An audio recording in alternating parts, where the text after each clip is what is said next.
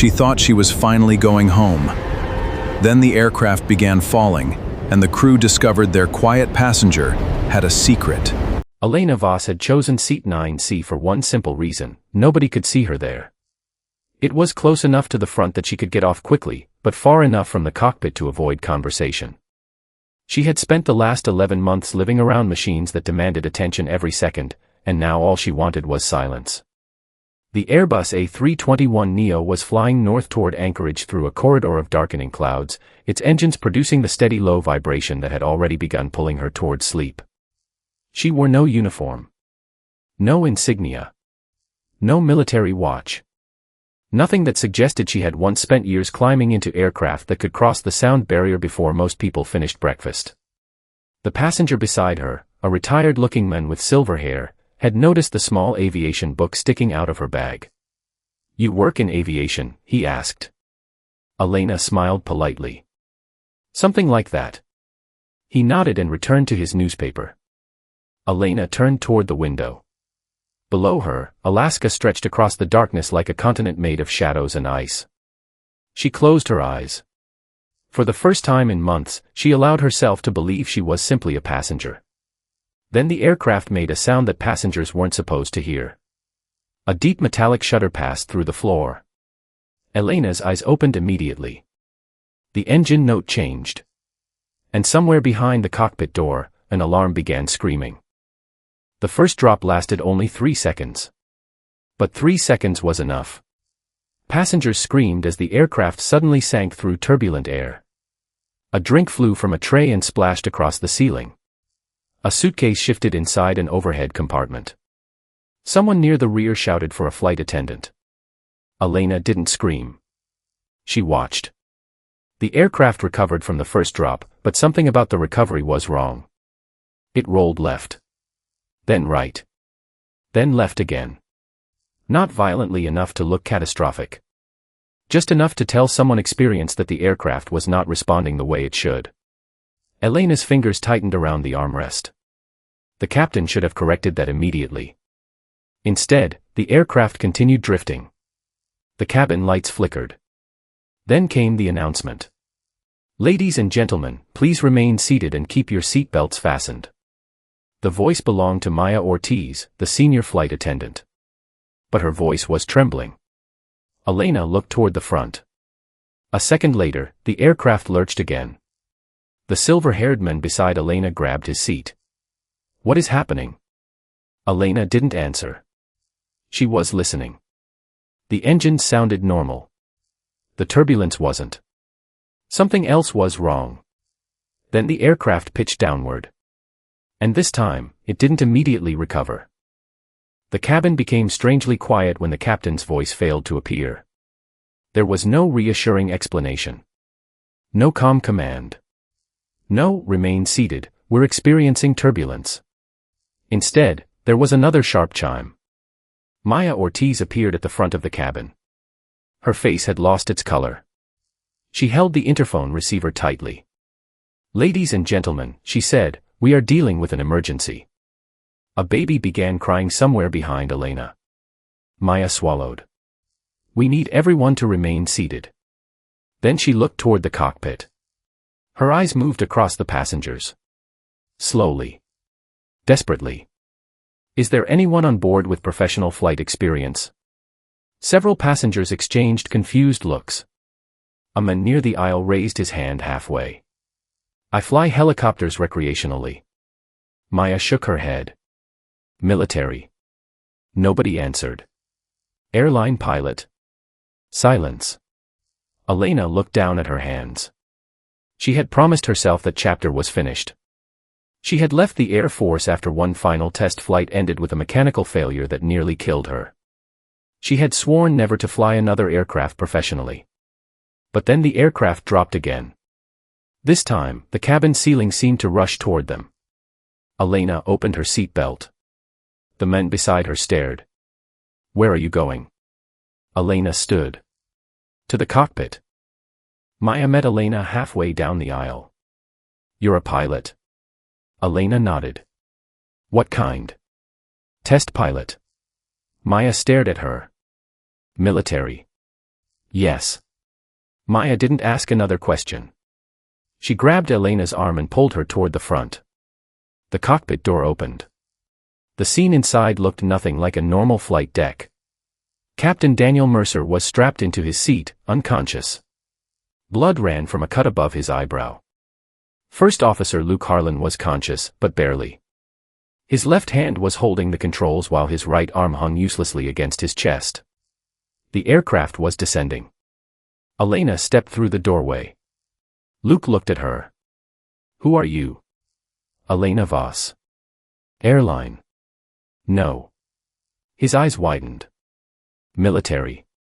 "Yes." The aircraft rolled again. Elena immediately looked at the instruments. Altitude falling. Speed decreasing. Heading unstable. Autopilot disconnected. Flight control warning illuminated. Luke's breathing accelerated. "I can't keep it straight." Elena moved behind him. "Then stop fighting it." "What?" "You're making corrections faster than the aircraft can respond." She looked at the attitude display. "Give me the controls." Luke hesitated. Then he released them. Elena caught the aircraft before the bank became dangerous. Her hands were steady. Her eyes were not. She knew this kind of moment.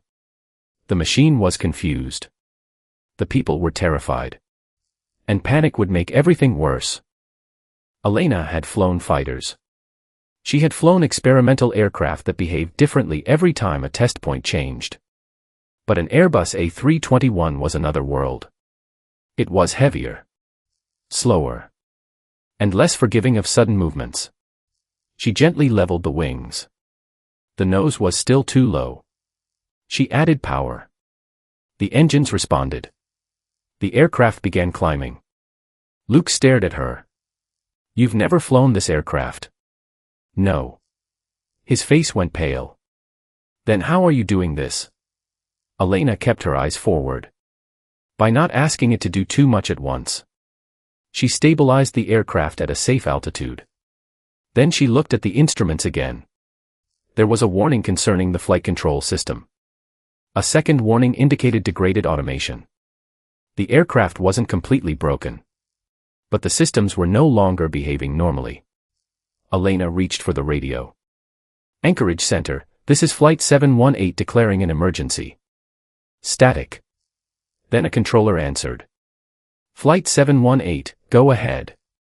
We have an incapacitated captain, an injured first officer, and a military test pilot flying the aircraft." There was a pause. "A military test pilot?" "That is correct." "Do you have experience on this aircraft type?" Elena looked at Luke. "No." She heard the controller inhale. "Understood." Then another voice entered the frequency. "Come. Older. Experienced. Flight 718, this is Victor Hale. I'm a retired flight test engineer monitoring emergency traffic. If you need technical assistance, I can help." Elena closed her eyes for half a second. Maybe they weren't alone after all. Victor Hale had spent 40 years around aircraft. He had designed systems. Tested them. Watched experimental machines fail in ways nobody predicted. And he knew something Elena didn't. The Airbus had entered a degraded control mode because of a cascading electrical fault triggered during the storm. "The aircraft is protecting itself," Victor explained. Elena frowned. "Meaning?" "It isn't giving you the response you're expecting. You're asking for fighter-like control authority. That would explain the delay." "Exactly." Elena adjusted her technique. Small movements. Longer pauses. No sudden corrections. The aircraft began behaving better. Victor continued guiding her through the unfamiliar displays. "Don't chase every warning." "I wasn't planning to." "You're a test pilot. You people chase warnings for a living." Despite everything, Elena almost smiled. "Fair point." Then Victor became serious. "You need a runway." Elena looked outside. Nothing but clouds. "How far?" "Anchorage is your best option." Luke spoke weakly. "Runway condition." Victor answered. Wet. Crosswind increasing. Elena looked at the fuel display. They had enough. But not much room for mistakes. Then Maya entered the cockpit. The passengers know. Elena looked at her. Tell them we're going to land. Maya nodded. Are we going to make it? Elena looked through the windshield. We're going to give ourselves the best chance. It wasn't a promise. It was better. It was the truth. In the cabin, nobody knew how close they had come to disaster. Maya had told them the pilots were dealing with a serious emergency. She didn't tell them the captain was unconscious. She didn't tell them the first officer could barely move. She didn't tell them a passenger was flying the aircraft. Instead, she walked through the cabin. Stay seated, she repeated. A businessman began praying quietly. An elderly woman held her daughter's hand. A teenager stared through the window at the clouds. The silver-haired man from seat 9B looked toward the cockpit. He had seen Elena leave. He had heard the words, "test pilot." And suddenly he understood why she had seemed so calm. He whispered to himself. She knew. Up front, Elena was fighting exhaustion. Every warning light seemed designed to attract her attention. Every instinct told her to correct something. But Victor's voice kept her focused. Don't fly the instruments individually. Fly the aircraft as one system. Elena nodded. The storm thickened. Rain began striking the windshield. Anchorage was 40 minutes away. Then the radar showed something unexpected. A second line of severe weather had formed between them and the airport. Elena stared at it. Victor. I see it. We can't go through that. No. Then we're going around. The controller gave them a new heading. Elena turned the aircraft. The runway was no longer their only problem. They had to survive the weather first. The aircraft suddenly lost most of its cockpit lighting. Elena's heart jumped. The main displays remained alive. But several systems disappeared. Luke looked at her. That's bad. Yes. Victor spoke over the radio. Do not panic. You still have primary flight information. Elena checked. Attitude. Altitude. Speed. Heading. All present. Good enough. Then the aircraft began drifting right. Elena corrected gently. The control response was delayed. Too delayed. Victor, I need more authority. You won't get it. Then I need more room. Victor understood immediately. I'm telling Anchorage. The controller gave Elena a wider turn. She needed space. Space was life. The storm passed beneath them. The aircraft emerged into clearer air. Elena finally breathed. Then she looked at Luke. His face was nearly white. Stay awake. I am. You're fading. Luke nodded. I can hear you. Elena placed one hand briefly on his shoulder. Then keep hearing me. The captain remained unconscious. The first officer was barely functional. The weather was closing behind them. But the runway was ahead. And for the first time since she entered the cockpit, Elena believed they might actually reach it. Anchorage appeared on the navigation display. The airport was ahead. But the weather had made the approach difficult. Rain. Crosswind. Low clouds. Wet runway. Victor explained the approach. You'll have to disconnect the automation before touchdown. Elena's stomach tightened. How much crosswind? 30 knots gusting higher. She stared through the windshield. 30 knots. She had landed fighters on narrow runways in worse conditions. But this wasn't a fighter. This aircraft carried more than 100 people. Every movement mattered. The controller cleared them for approach. Flight 718, runway 7 right, wind 310 at 28 gusting 36. Elena repeated the clearance. Maya entered again. How much longer? About 10 minutes. She nodded. Then she asked the question nobody else wanted to ask. Can you land it? Elena looked at her. Yes. Maya searched her face. Elena corrected herself. I can try. Maya smiled faintly. That's enough. She returned to the cabin. Elena watched the runway lights appear through the rain. They were faint. Almost invisible. But they were there. The aircraft descended. 10,000 feet. 8,000. 6,000. The runway was getting closer. Elena's breathing slowed. She was no longer thinking about the people behind her. She was thinking about one thing. Put the aircraft exactly where it needed to be. At 1,500 feet, Elena still couldn't see the runway. The instruments were all she had. She trusted them. Not her eyes. Not her instincts. The instruments. Stay on heading, Victor said. I am. Speed looks good. I'm watching it. Then the clouds suddenly opened. The runway appeared. Elena saw it. Wet black pavement. White centerline. Blue taxi lights. Red approach lights. The aircraft was slightly too far right. She corrected. The crosswind pushed against the fuselage.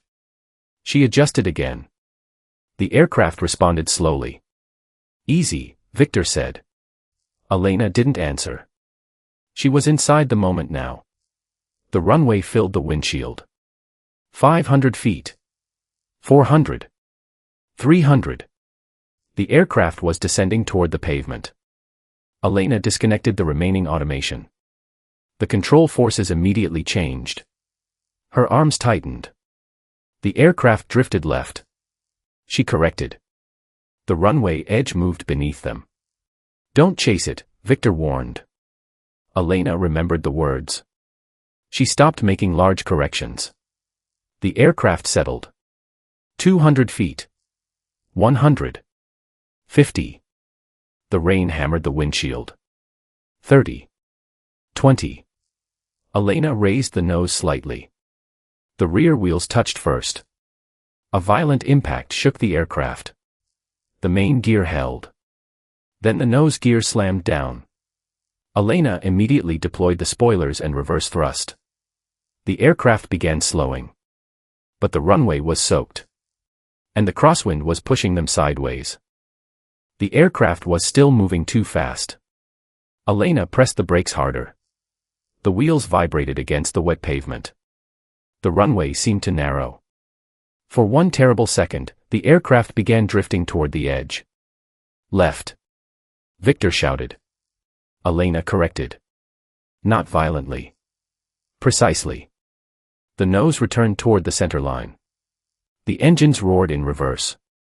Passengers were thrown against their seat belts. Maya braced herself in the cabin. Someone screamed. The aircraft slowed. 100 knots. 80. 60. 40. Elena finally lowered the reverse thrust. The engines returned to idle. She guided the aircraft onto a taxiway. Then she stopped. The parking brake engaged. Silence filled the cockpit. Elena kept both hands on the controls. She didn't move. Luke looked at her. Did we make it? Elena looked through the windshield. Emergency vehicles were racing toward them. Red lights reflected across the wet glass. Yes. Luke closed his eyes. Elena looked toward the captain. Daniel Mercer was still unconscious. Then his hand moved. Just slightly. Elena noticed. Captain.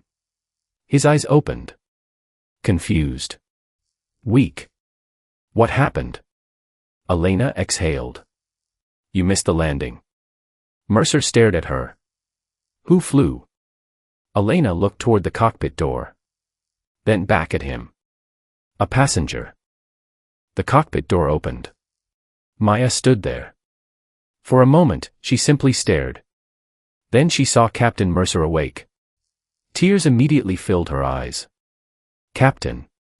Mercer tried to move. Don't, Elena said. You've got a head injury. Mercer looked at her. Who are you? Elena Voss. Airline. No. Mercer frowned. Luke answered. Military test pilot. The captain looked at Elena again. Then toward the aircraft controls. You landed my Airbus. Elena nodded. Mercer slowly smiled. I couldn't have done that. Elena shook her head. You weren't conscious. He laughed weakly. Outside, paramedics boarded. They removed Luke first. Then treated Captain Mercer. Passengers began leaving. Some cried.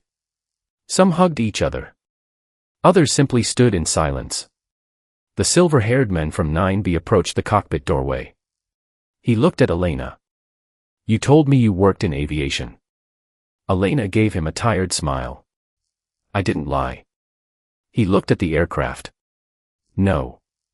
He shook his head. You just didn't tell me how much. Elena picked up her bag. Inside was a photograph she hadn't looked at in years. Her final military test flight. She put the photograph back. That life was over. Or so she had thought. Outside the aircraft, Elena finally sat down. She expected reporters. She expected questions. Instead, a paramedic handed her a bottle of water. You look like you need this. Elena laughed. I do. The paramedic glanced toward the plane. You really flew it? Yes. Have you flown an Airbus before? No. The paramedic stared. You're joking. I wish. A few yards away, Victor Hale approached. Elena recognized him immediately. You're the voice from the radio. Victor smiled. Retired engineer. Your guidance saved us. Victor shook his head. You did the flying. He paused. Your technique reminded me of someone. Elena looked at him. Who? An old test pilot I worked with years ago. Elena said nothing. Victor studied her face. You were Elena Voss, weren't you? Her expression changed. He knew. You flew the Raven program. Elena looked away. That program had been classified for years. Experimental aircraft. High-risk testing. A catastrophic failure. The accident that ended her military career. Victor lowered his voice. I thought you died. Elena smiled faintly. Almost. He nodded. Then he said something she hadn't expected. You know, Elena, maybe today wasn't the aircraft finding the right pilot. She looked at him. Maybe it was you finding your way back. Elena didn't answer. But for the first time in years, she didn't immediately reject the thought. The next morning, Elena woke in an Anchorage hotel. She expected the story to be everywhere. It was. But the headlines weren't what she expected. They called her a hero. A miracle passenger. The mystery woman who landed an airliner. Elena disliked every description. She had never wanted attention. She opened her phone. There were hundreds of messages. One came from Captain Mercer. Thank you. Another came from Luke. You saved my life. Then there was one from Victor. A photograph was attached. It showed an old experimental aircraft sitting on a runway. Underneath it was a message. They're restarting the program. They want you to consult. Elena stared at the photograph for a long time. She remembered the smell of aviation fuel. The vibration of a cockpit. The feeling just before takeoff. For years, those memories had been nightmares. Now they felt different. Not like wounds. Like unfinished sentences. She walked to the hotel window. Snow covered the city. Aircraft moved across the distant airport. She had boarded Flight 718 believing she was escaping aviation. Instead, aviation had found her again. Elena smiled. Then she closed the message. She wasn't ready to say yes. But she wasn't ready to say no either. 3 weeks later, Elena returned to the airport. Not as a passenger. As an aviation consultant. Captain Mercer had recovered. Luke had undergone surgery. Every passenger from Flight 718 had walked away. The official investigation determined that a severe electrical cascade combined with extreme weather had created the chain of failures. But the report included another fact. Passenger Elena Voss had taken control of the aircraft and maintained control long enough for emergency assistance to reach the flight crew. No one called it impossible. Because Elena knew better. Impossible was a word people used before someone attempted the necessary. She stood near the runway and watched an Airbus climb into the morning sky. Victor stood beside her. "You going back?" Elena smiled. "Maybe. Flying." She looked at the aircraft. "Teaching." Victor nodded. "That sounds like a yes." Elena laughed. Then she remembered seat 9C. The place where she had tried to disappear. The quiet seat where nobody knew her name. The ordinary passenger everyone had overlooked. She had boarded that aircraft wanting to forget who she was. Instead, thousands of feet above Alaska, she discovered something she had forgotten. Sometimes your past doesn't come back to punish you. Sometimes it comes back because someone, somewhere, still needs what you learned from surviving it. Elena watched the aircraft disappear into the clouds. Then she picked up her bag and walked toward the hangars. The woman in 9C was gone. But the pilot had finally come home.